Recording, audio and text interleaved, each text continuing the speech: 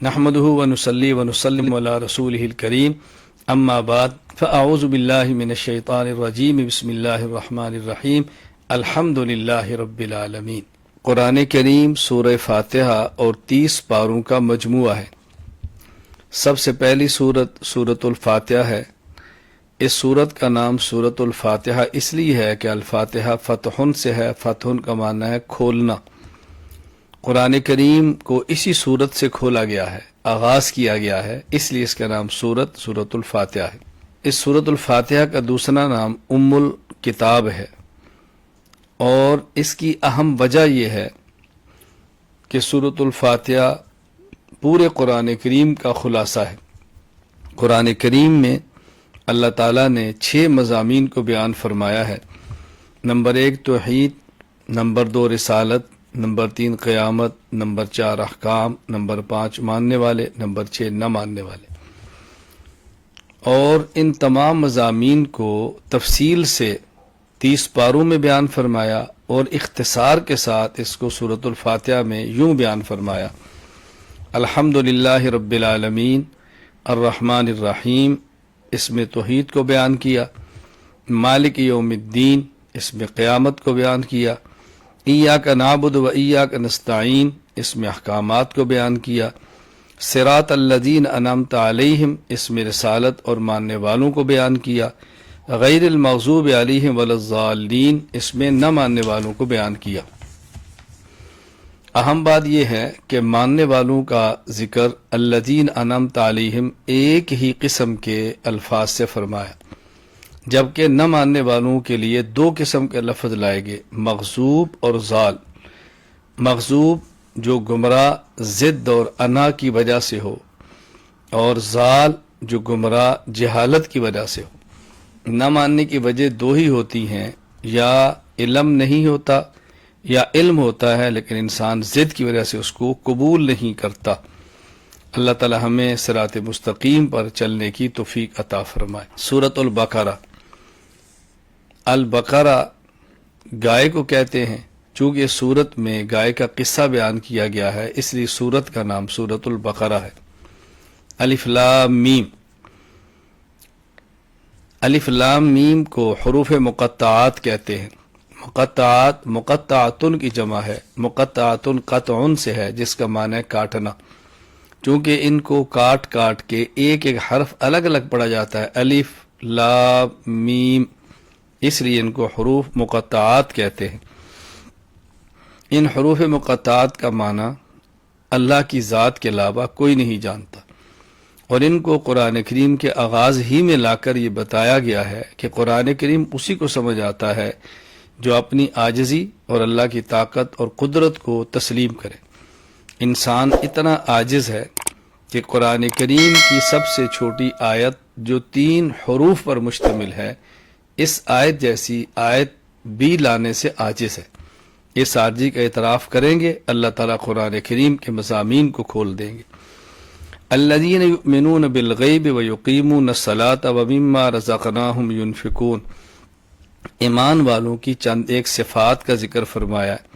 Number 1، وہ بغیر دیکھے اللہ تعالیٰ کی بتائی ہوئی چیزوں پر ایمان لاتے ہیں اور مان لیتے ہیں، جنت، جہنم، ملائکہ، خود اللہ تعالیٰ کی ذات۔ نماز کو قائم کرتے ہیں، پابندی سے نماز ادا کرتے ہیں، اور جو رزق اللہ نے ان کو دیا اسی رزق میں سے اللہ کے راستے میں خرچ کرتے ہیں۔ وَمِنَ النَّاسِ مَن يَقُولُ آمَنَّا بِاللَّهِ وَبِالْيَوْمِ الْآخِرِ وَمَا هُمْ بِمُؤْمِنِينَ۔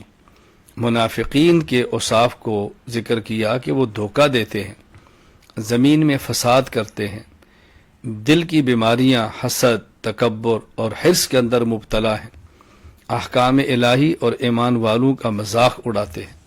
پھر اللہ تعالیٰ نے منافقین کی 2 مثالیں بیان فرمائی ہیں۔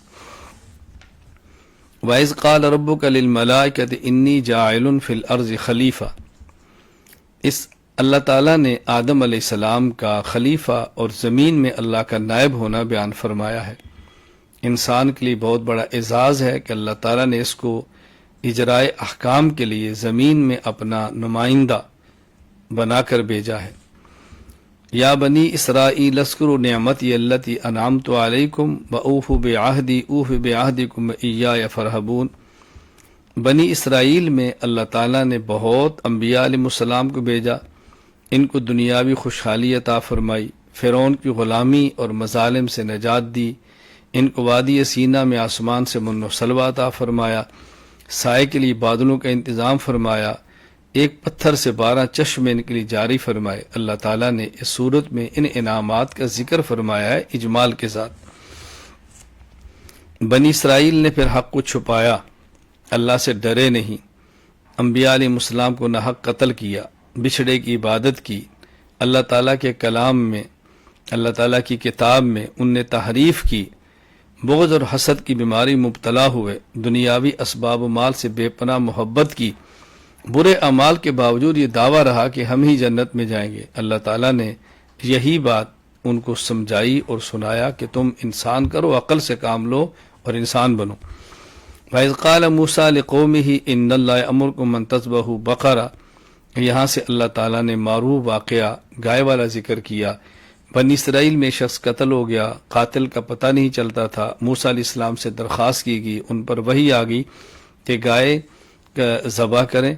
پھر انہیں بہانے لگائے گائے کا رنگ کیسا ہو، گائے کی عمر کیسی ہو، بتایا گیا، اور ان نے گائے کو ذبح کیا۔ ذبح شدہ گائے کا ایک ٹکڑا مقتول کے ساتھ لگایا، اللہ تعالی نے مقتول کو زندہ کیا اور اس نے بتایا کہ میرا فلاں قاتل ہے۔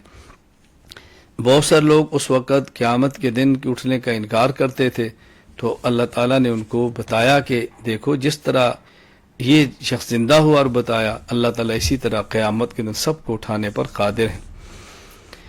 فما انزل علی الملکین ببابل ہاروت و ماروت وما يعلمان من احد حتى يقولا انما نحن فتنة فلا تکفر۔ ہاروت اور ماروت، ان کا قصہ بیان کیا۔ یہ 2 فرشتے تھے، اللہ تعالیٰ نے ان کو امتحان کے لیے بھیجا، یہ جادو سکھاتے اور بتاتے کہ تم نے جادو نہیں کرنا، اس انسان کفر کے اندر مبتلا ہو جاتا ہے، یعنی کفر تک پہنچ جاتا ہے۔ اور جادو میں اور وحی میں فرق کیا ہے، اس کو عملاً سمجھانے کے لیے اللہ تعالیٰ نے یہ 2 فرشتے نازل فرمائے۔ یا ایھا الذین آمنوا لا تقولوا راعنا وقولوا انظرنا واسمعوا وللکافرین عذاب علیم۔ اس آیت میں ایمان والوں کو بتایا کہ وہ کلمات نہ کہو جو کلمات شبہ کے اندر ڈالے۔ یہود کی گندی عادت یہ تھی کہ وہ رسول اکرم صلی اللہ علیہ وسلم کو راعنا کہتے، اور راعنا کہتے وقت اپنی زبان کو تھوڑا سا ٹیڑھا کر کے یوں کہتے راعینا۔